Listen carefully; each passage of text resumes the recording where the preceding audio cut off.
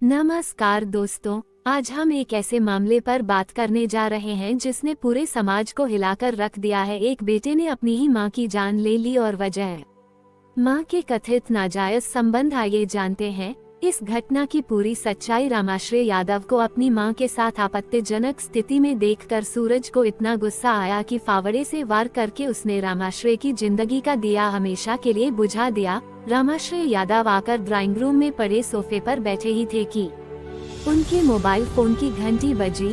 Phone उठाकर देखा, number किसी खास का था, इसलिए फोन रिसीव करते हुए उनके चेहरे पर मुस्कान थिरक उठी थी। दूसरी ओर से महिला की शहद भुली आवाज आई, तुम कब तक मेरे यहाँ पहुँच रहे हो? मैंने दोपहर को ही बता दिया था कि पैसों की व्यवस्था हो गई है। जानते ही हो समय कितना खराब चल रहा है, कहीं से चोर उचक्कों को हवा लग गई तो अनर्थ हो जाएगा। इसीलिए एक बार फिर कह रही हूँ कि आकर अपने पैसे ले जाओ। ठीक है, मैं थोड़ी देर में तुम्हारे यहाँ पहुँच रहा हूँ, कहकर रामाश्रय ने फोन काट दिया। फोन काटकर रामाश्रय उठे और अपने कमरे में जाकर अलमारी से एक डायरी निकालकर पत्नी आशा से बोले, गामा की पत्नी का फोन आया था, पैसे देने के लिए बुला रही है। मुझे लौटने में देर हो सकती है, इसलिए तुम लोग खाना खा लेना। मेरी राह मत देखना, कभी आपको खिलाए बिना मैंने अपना मुंह जूठा किया है कि आज ही खा लूंगी। लौटकर आओगे तो साथ बैठकर खाना खाऊंगी। आशा ने कहा, ठीक है भाई, साथ ही खाएंगे, लेकिन बच्चों और बहुओं को भूखा मत रखना, उन्हें खिला देना। रामाश्रय ने कहा और डायरी लेकर बाहर आ गए। अब तक उसके छोटे बेटे राकेश ने उसकी मोटरसाइकिल निकालकर बाहर खड़ी कर दी थी। डायरी उसने डिक्की में रखी और मोटरसाइकिल स्टार्ट करके चल पड़े। उस समय शाम के यही कोई 6 बज रहे थे और तारीख थी 12 नवंबर 2013। उत्तर प्रदेश के जिला गोरखपुर की थाना कोतवाली शाहपुर के मोहल्ला नंदा नगर दरगहिया के रहने वाले रामाश्रय यादव ब्याज पर रुपए देने का काम करते थे। इसी की कमाई से उसने अपना आलीशान मकान बनवा रखा था, जिसमें वह पत्नी आशा, 2 बेटों दिनेश यादव उर्फ पहलवान और राकेश यादव के साथ रहते थे। उसने करीब 40 लाख रुपए जरूरतमंदों को 10 से 15% ब्याज पर दे रखा था। इसी ब्याज की ही कमाई से रामाश्रय ने करोड़ों रुपए का प्लॉट खरीदकर अपना यह आलीशान मकान तो बनाया ही था, एक फार्म हाउस भी बनवा रखा था। उसका मकान और फार्म हाउस आमने सामने थे। फार्म हाउस में उसने भैंसें पाल रखी थी, जिनका दूध बेचकर भी वह मोटी कमाई कर रहा था।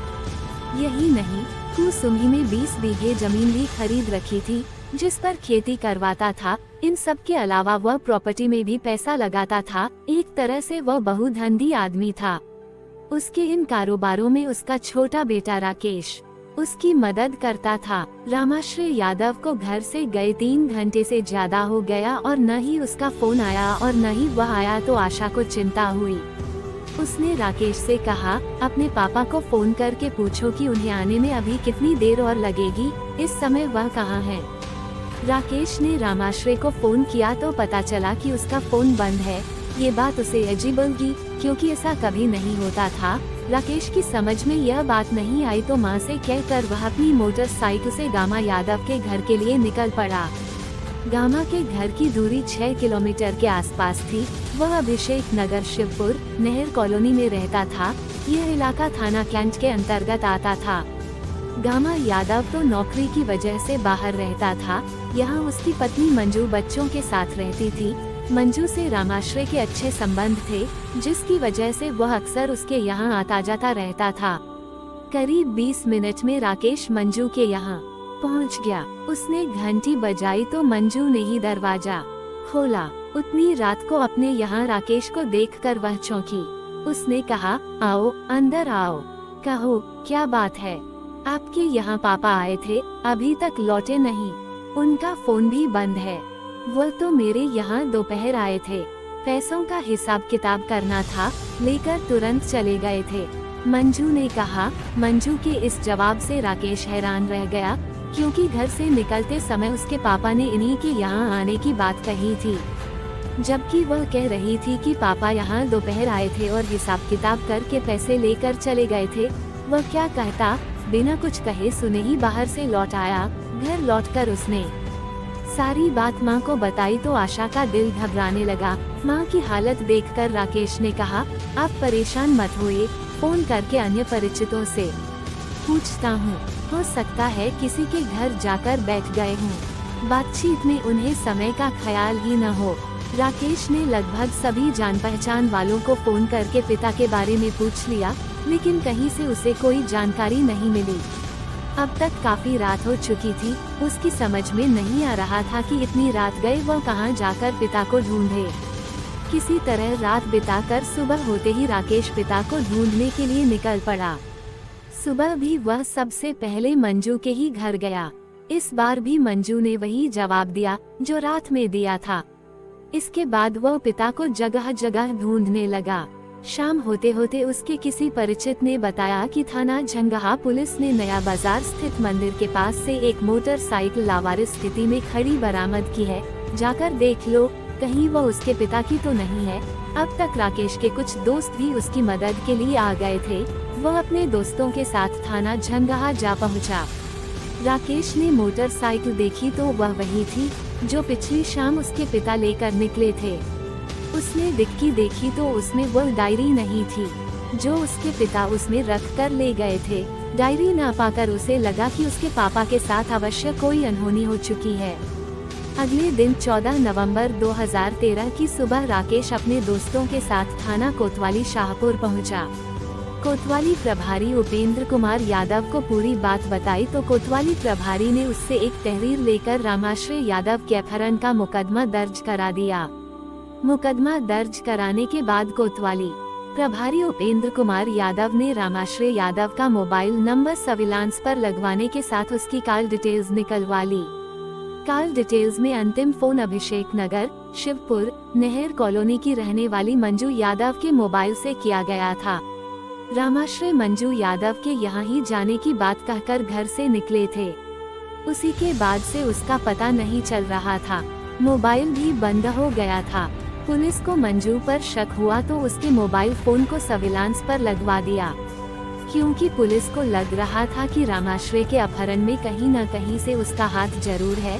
2 दिनों तक उस नंबर पर न तो किसी का फोन आया और न ही उसी ने किसी को फोन किया।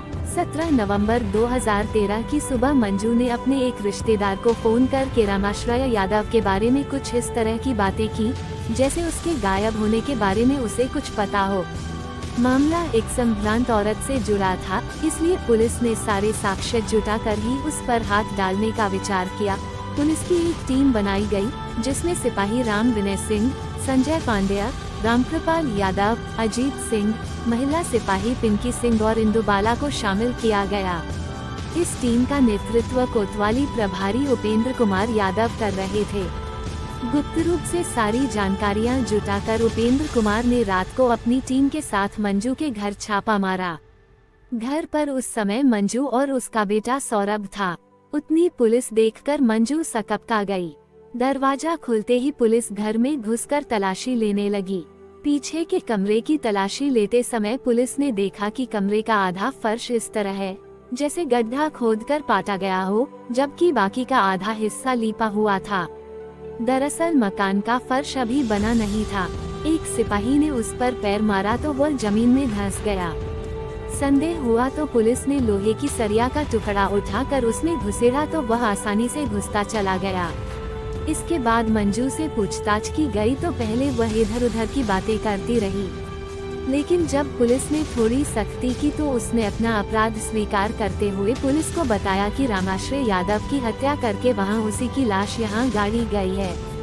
कोतवाली प्रभारी उपेंद्र कुमार यादव ने मंजू को हिरासत में लेकर इस बात की सूचना क्षेत्राधिकारी नम्रता श्रीवास्तव को दे दी।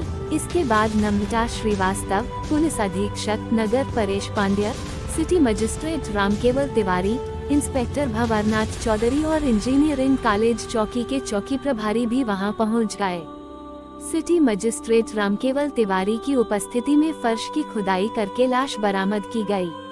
पुलिस ने मृतक रामाश्रय के बेटे राकेश को फोन करके बुला लिया था।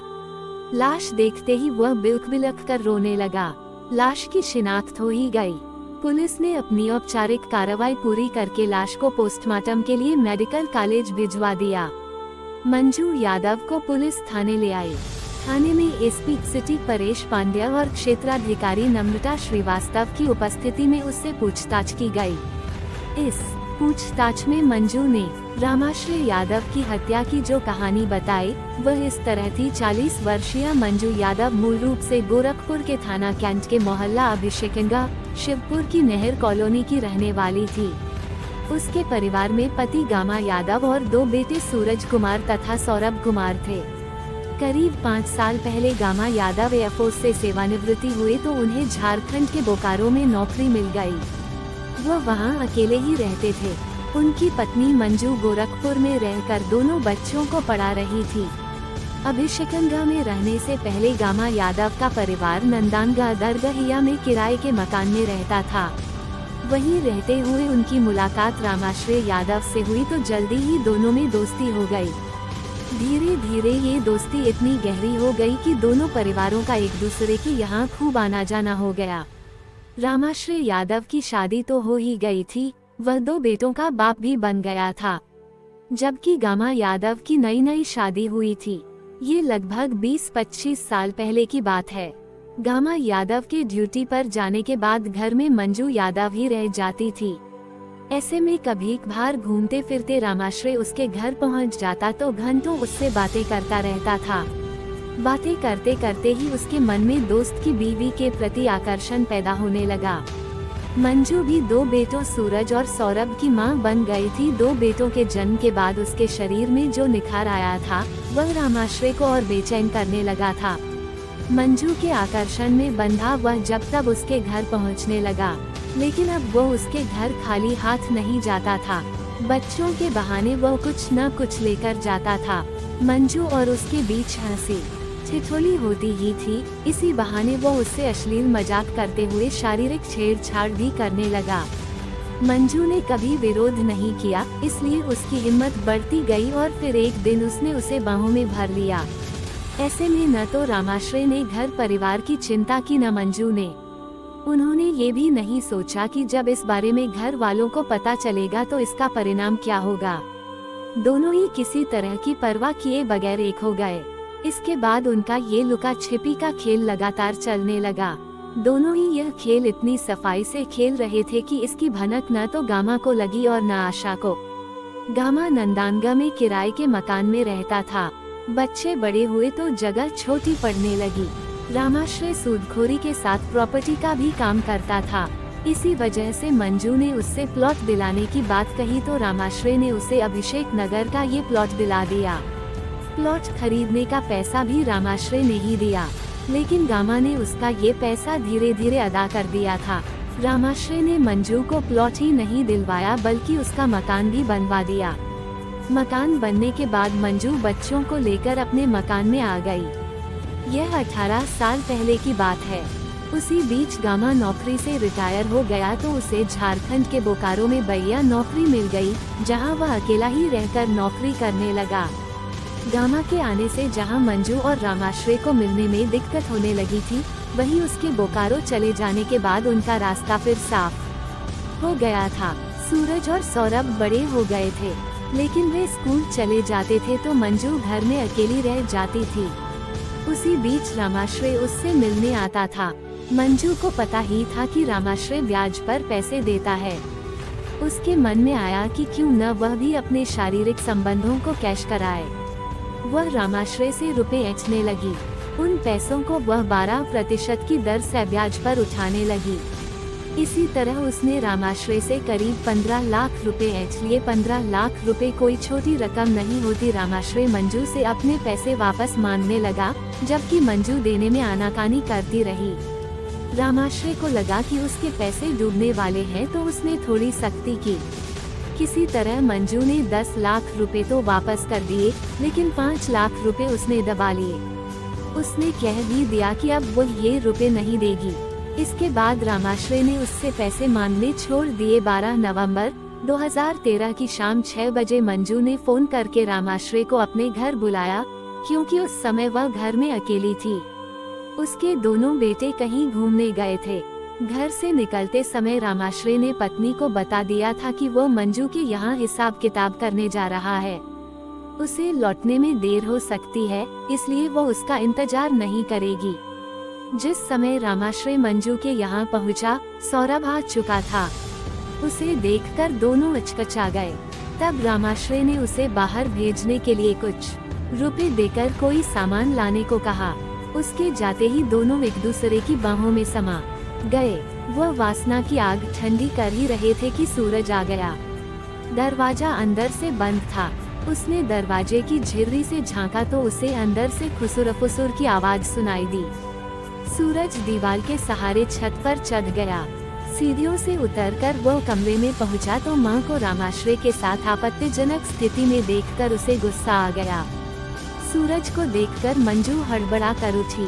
वह कुछ करती उसके पहले ही सूरज ने गुस्से में फावड़ा उठाकर रामाश्रय के सिर पर वार कर दिया। 5 एक ही वार में रामाश्रय का सिर फट गया और वह बिस्तर पर लुढ़क गया। मंजू डर गई। वह हड़बड़ा कर बिस्तर से नीचे कूद गई। तब तक सौरभ भी आ गया।